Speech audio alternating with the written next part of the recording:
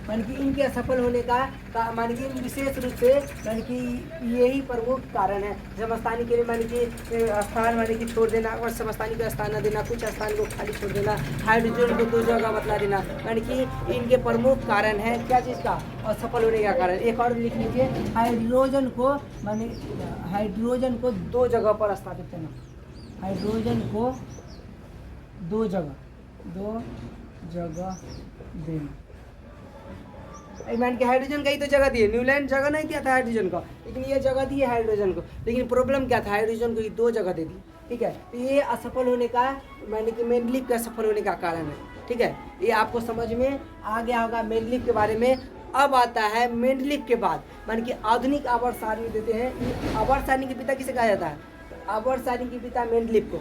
अब आएगा क्या, आधुनिक आवर्त सारणी। ठीक है, तो अब आधुनिक आवर्त सारणी यानी कि मॉडर्न पीरियोडिक टेबल, तो हमको तो मॉडर्न पीरियोडिक टेबल से लेना देना है। तो अब आता है मॉडर्न पीरियोडिक टेबल, हम पढ़ते हैं मॉडर्न पीरियोडिक टेबल यानी कि आधुनिक आवर्त सारणी के पिता। इसके बाद वर्गीकरण किए मोसले, जिन्हें कहा जाता है मोसले को आधुनिक आवर्त सारणी। ये आवर्त सारणी है और कहा जाता है आधुनिक आवर्त सारणी के पिता, आवर्त सारणी के पिता किसे कहा जाता है, मोसले को। बात किया जाए मोसले आधुनिक आवर्त सारणी के पिता, था मान कि आधुनिक आवर्त सारणी कब दी है, मोसले का आधुनिक आवर्त सारणी कब दिए हैं, ये दिए हैं 1913 में, 1913। ठीक है, मोसले ने आधुनिक आवर्त सारणी कब दी है, तो 1913। बात किया जाए मोसले किस देश के वैज्ञानिक है, तो इंग्लैंड या ब्रिटेन, अरे कि ब्रिटेन या इंग्लैंड दोनों का नाम है एक ही है, ब्रिटेन लिख देते हैं यहाँ पर, ब्रिटेन, क्योंकि वहाँ पर हम न्यूलैंड में इंग्लैंड लिख दिए इसलिए दूसरा नाम लिख दिए ब्रिटेन। ठीक है, मोसले किस देश के वैज्ञानिक है, तो ये ब्रिटेन के है। बात किया जाए आधुनिक आवर्त सारणी माने कि इनके समय तत्वों की संख्या कितना है, तत्व इनके समय तत्वों की संख्या 118, इनके समय तत्वों की संख्या कितनी है, 118। और बात किया जाए ये मान कि आवर्त सारणी को कैसा दी है, तो परमाणु संख्या, मान कि क्वेश्चन अगर आया जो किस मान कि वैज्ञानिक आवर्त सारणी पर परमाणु संख्या पर है, तो यह एकमात्र वैज्ञानिक है मोसले जिन्होंने परमाणु संख्या पर मान कि बढ़ते क्रम में मान कि अपना आवर्त सारणी दिए हैं। कौन, मोसले। ठीक है, अगर बात किया जाए मोसले के मान कि तत्व कितना था, मान कि अगर ये देखिए, और ये इनका भी एक बात है जी, यह इनके समय में आवर्तों की संख्या यानी कि पीरियोडिक की संख्या तो 7 था ही, क्योंकि इनके समय में भी आवर्त की संख्या 7 था। देखिए, और समूह की संख्या इनके समय 9 था, या वर्ग की संख्या इनके समय वर्ग या समूह की संख्या था 18, इससे दुगना कर दिया गया वर्ग या मान कि समूह की संख्या। ठीक है, ये मोसले के आवर्त सारणी के क्या है, मैंने कि कुछ तथ्य हैं। तो क्वेश्चन आएगा जे मोसले के आवर्त सारणी या आधुनिक आवर्त सारणी के समय आवर्तों की संख्या कितनी है, बतला दीजिएगा कि आधुनिक आवर्त सारणी में आवर्तों की संख्या कितनी है, आवर्त की संख्या 7 और वर्गों की संख्या 18, और आवर्त सारणी में आवर्त की संख्या कितना है, तो 7 था, लेकिन वर्ग की संख्या उस समय 9 था। मान कि ये हो गया मोसले के बारे में, ये हो गया मेंडलीफ के बारे में, न्यूलैंड के बारे में। और मोसले के हम ये मोसले के क्या बतलाए थे, मोसले के असफल के मान कि दोष बतलाए थे, दोष। देखिए ये मोसले मेंडलीफ का दोष और मोसले का कोई दोष अभी है नहीं, तो कोई वैज्ञानिक जब तक इनके सिद्धांत को तोड़ेगा नहीं तब तक इनका दोष निकलेगा नहीं, इसलिए मोसले का भी कोई दोष है नहीं। ठीक है, ये मोसले का हो गया। ये माने कि मोसले साहब ने बड़े बढ़िया से बतलाए थे जे, और कोई भी आवर्त सारणी को अगर बायां से दाएं ले जाए तो माने इसको माने कि बढ़ोतरी होगा, माने कि भार में या परमाणु संख्या में बढ़ोतरी होगा, संयोजकता बढ़ेगा, समस्थानिक माने कि क्या बोलता है, संयोजकता बढ़ेगा, संयोजी इलेक्ट्रॉन बढ़ेगा, ये सब माने बतलाए थे कौन, तो ये मोसले साहब मान कि आवर्त सारणी को बायां से दाएं ले जाने पर। इसके बाद मान कि एक वीडियो है जो आप देख लीजिएगा, 2 वीडियो है मैंने कि केमिस्ट्री का, पीरियोडिक टेबल का, मान कि वो भी वीडियो आप जरूर देख लीजिएगा। उसमें हम मान कि सब वर्ग के बारे में बतलाया है, जो वर्ग 18 वर्ग 17 सबके ट्रिक से बतला दिए हैं बहुत बेटर तरीका से। तो आप अगर दोनों वीडियो देख लेते हैं तो आपको ये जरूर कॉन्सेप्ट क्लियर हो जाएगा। तो ठीक है, तो फिर मिलते हैं अगले वीडियो में, तब तक के लिए जय हिंद।